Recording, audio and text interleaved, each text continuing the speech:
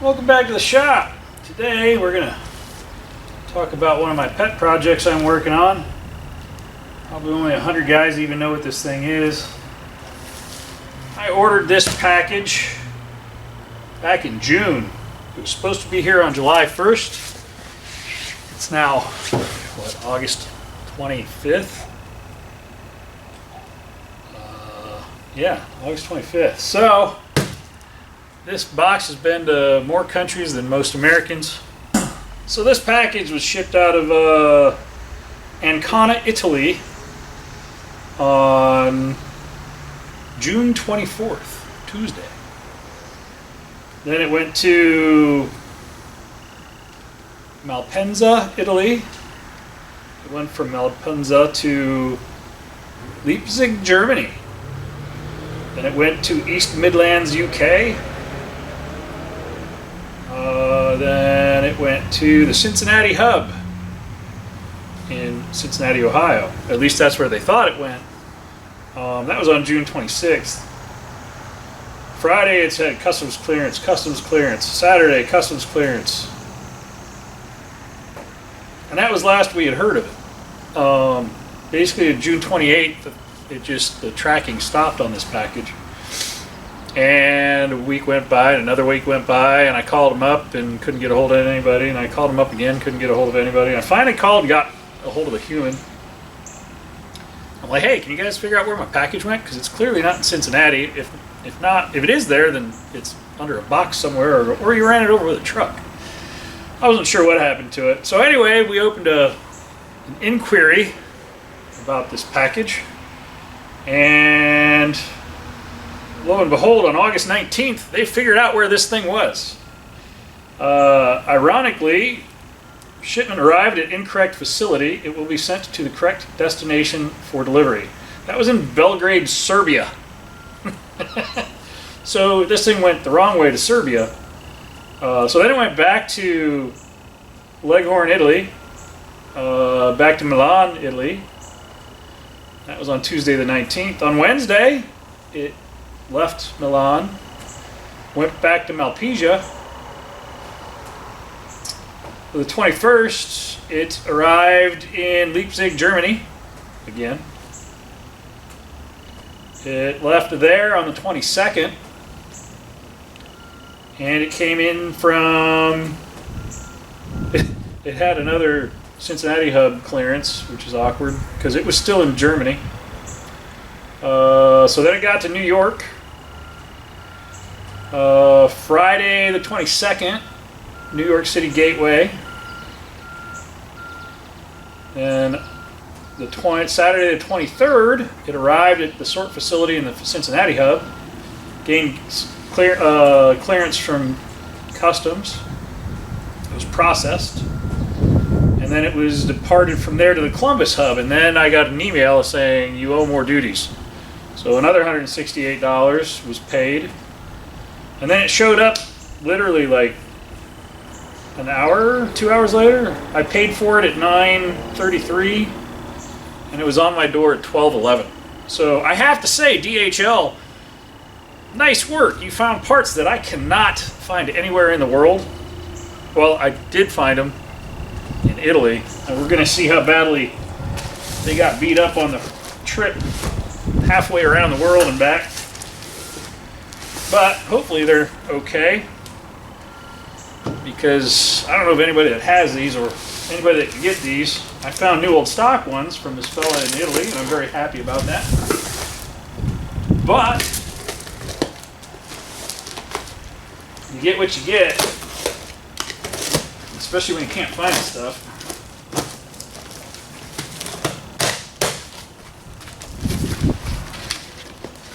So we got some egg wrap, we got some paper, we got another box. What's in the box? It's a box. And there we have what is supposed to be the parts I am looking for. It looks like they are, which is good news. Oh, would you look at that? Would have been nice to have those secured a little better, but I'm sure this thing took a tumble or two on these rods. Hopefully they'll be all right. Cover, E-box cover, crank, cases, and the important part is that little flywheel right in there. Ooh, that's exciting. Let's get this thing out of the box.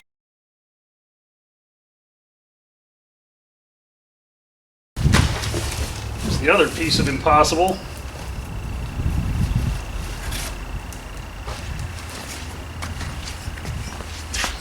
This is an O-ring head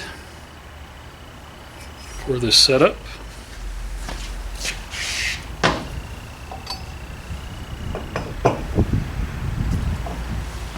This is the original that I have that's not an O-ring head, but you can see the front piston got detonated. Or maybe that's the rear piston. I don't really know if that's the front or rear, because this thing came apart, or came to me apart. You can see somebody used a dowel in there, and then he ended up using a pin going through, so we'll probably have to do some repairs to that if we decide we're going to end up reusing this one. We'll have to reshape that dome, mill it a little bit. Haven't quite figured out how I'm going to do that yet. But the domes on this head look amazing, and it's the later, from what I understand, it's the later one with the O-rings. So, we got an O-ring head, it's in good shape, not damaged.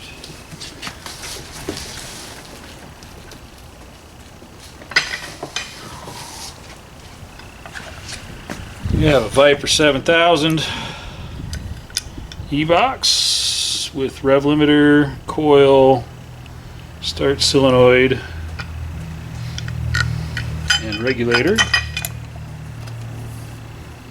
And these are all supposedly new old stock, which they've certainly been run, but they haven't been run much, maybe a test run on them.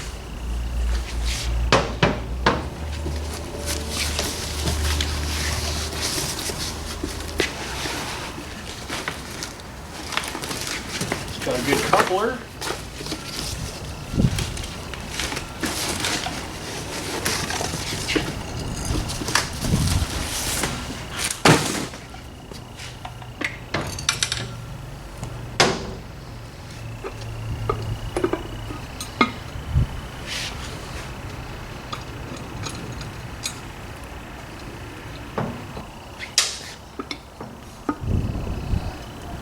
Was kind of secure. It could have been packaged a little better, but like I said, not very many people know what this is, nor do they know how hard these parts are to find.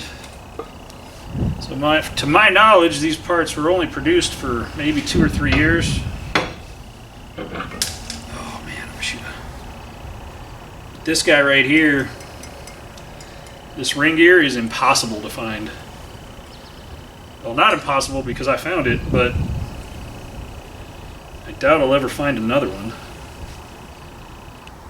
So, good news is I've got a crankshaft that spins like butter. It's missing its keyway, but that's okay. It's just a standard keyway.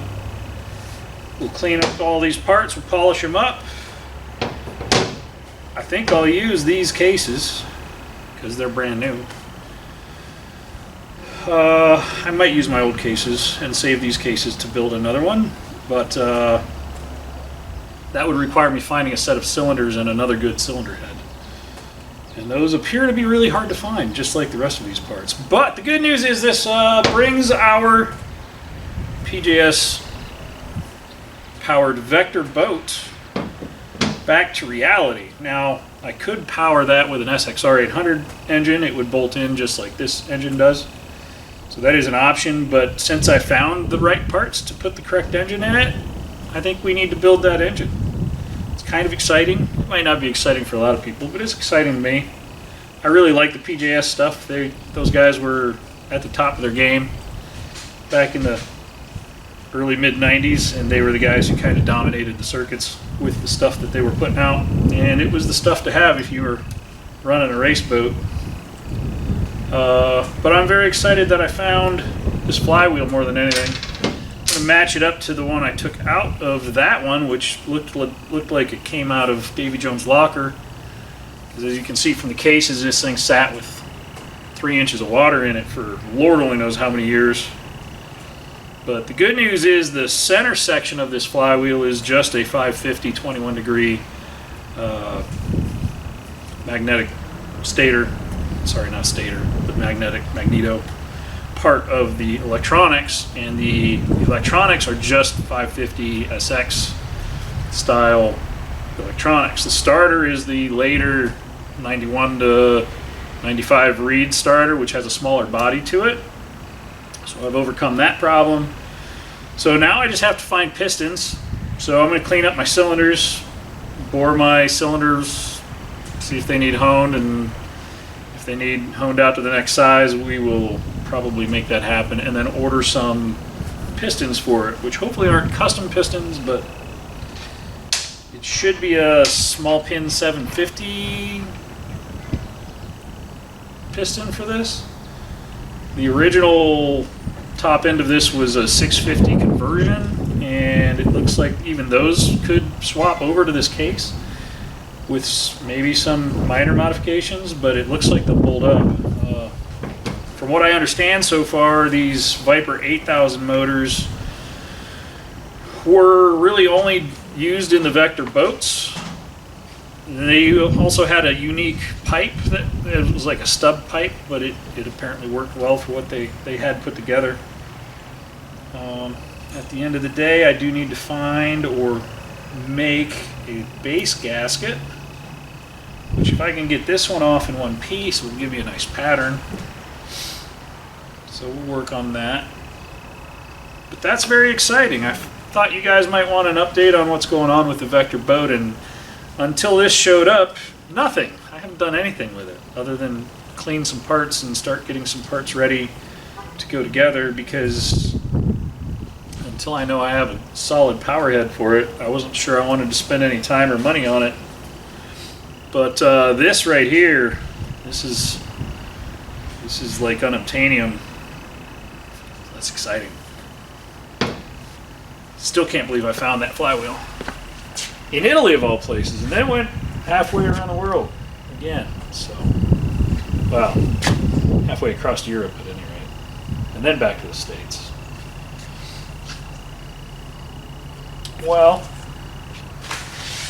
with that, that's where we're at with this little PJS Vector boat. It's time to do some body work and start cleaning parts, so that'll be the next step on that. You're probably not going to see a lot of that on the channel.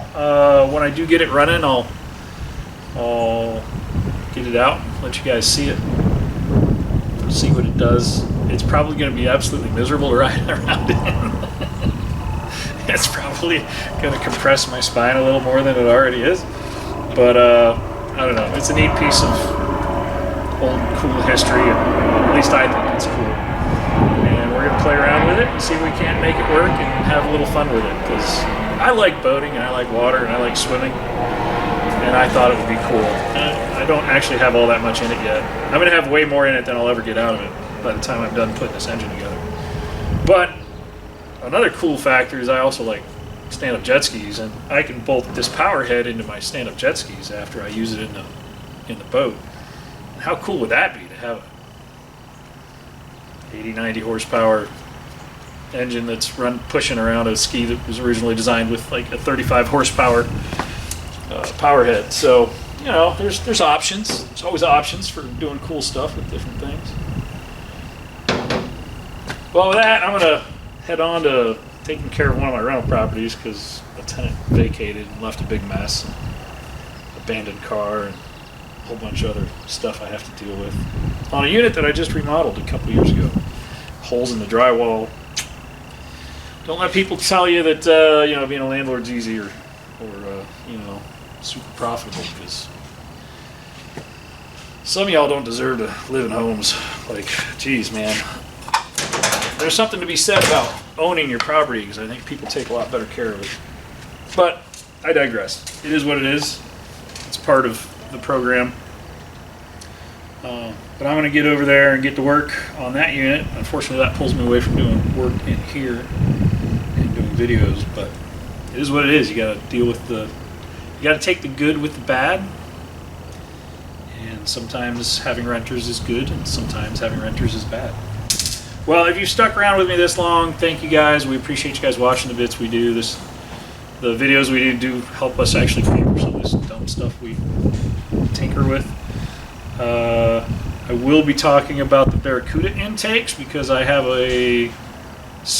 I've come across several different options for that, and that's actually pretty exciting. That I'm going to make some forward progress with that here very soon, and hopefully we can take that car to the next level on its tuning because it's lacking a little bit. It's got a pretty bad tip in where it goes fat and then it goes lean and it bogs and then it finally figures out what it's doing, and I think the intake manifold selection or change is going to solve that problem, which is a great way to move forward with that car. And I've learned a lot of other things about those small block Mopars, which honestly the Magnum 360 Mopars are an excellent power plant to push a little custom go-getter, grocery getter around, especially with the options available in aftermarket, even cast iron cylinder heads with improved deck designs and LA intake manifold application, so you can use all of the old intake manifolds on the newer cylinder heads, which is the best thing you could possibly do on that car, other than finding an actual Mopar Magnum M1 intake, which those things are rarer than hen's teeth. But I found one. It took 6 months, but I did find one. So time and persistence can sometimes find you the things you need to move projects forward. You just have to be diligent. Well, thanks for watching. You guys have a safe day. See you soon. Maybe it'll be on a boat or a jet ski thing. So that's where I want to be, but unfortunately I have work to do. So no fun for me. Back to work. Have a great day. See you soon.